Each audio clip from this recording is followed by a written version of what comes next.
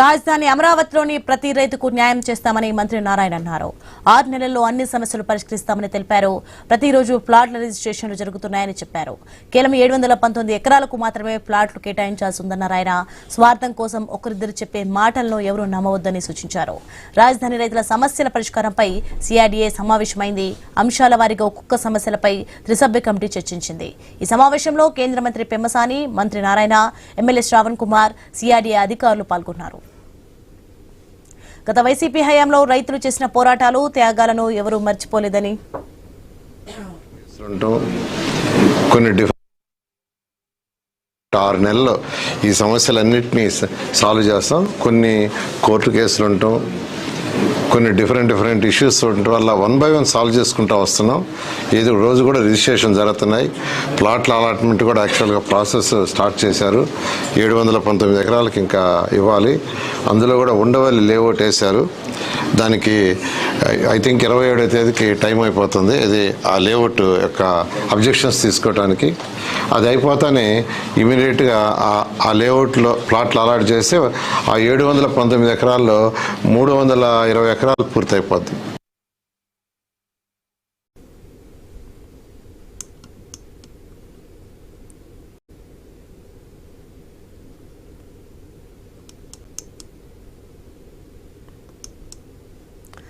గత వైసీపీ హయాంలో రైతులు చేసిన పోరాటాలు, త్యాగాలను ఎవరూ మర్చిపోలేదని కేంద్ర మంత్రి పెమ్మసాని చంద్రశేఖర్ తెలిపారు. కొత్త ప్రభుత్వం తీసుకున్న నిర్ణయాల వల్ల కొన్ని ఇబ్బందులు వచ్చాయని చెప్పారు. జరీబు, మెట్ట భూములకు సంబంధించి క్షేత్రస్థాయిలో వెరిఫై చేసిన తర్వాత పరిష్కరిస్తామని హామీ ఇచ్చారు. ప్రస్తుతం లంక భూముల్లో ఎలాంటి అభివృద్ధి చేయడానికి వీల్లేదన్నారు.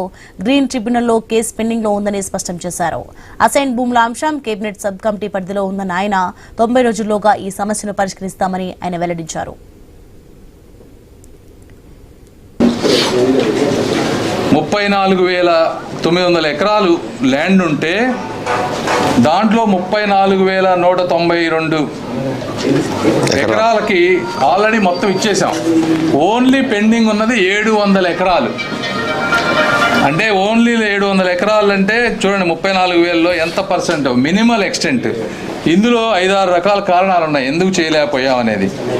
ఒకటి, లేఅవుట్ యూటిలైజేషన్ ఉండవల్లిలో ఫైనలైజేషన్ అవ్వకపోవడం వల్ల 300 ఎకరాలు, లంక గ్రామాల్లో ఇష్యూస్ 166 ఎకరాలు, కోర్టు లిటిగేషన్స్ అంటే ఫ్యామిలీ తగాదాలు కానీ రకరకాల కారణాలతో ఒక 80 ఎకరాలు, అసైన్డ్ ల్యాండ్స్ అంటే పేదలకి పట్టాలు ఇస్తే అది వాళ్ళు అమ్ముకున్నాయి దాదాపుగా 37 ఎకరాలు.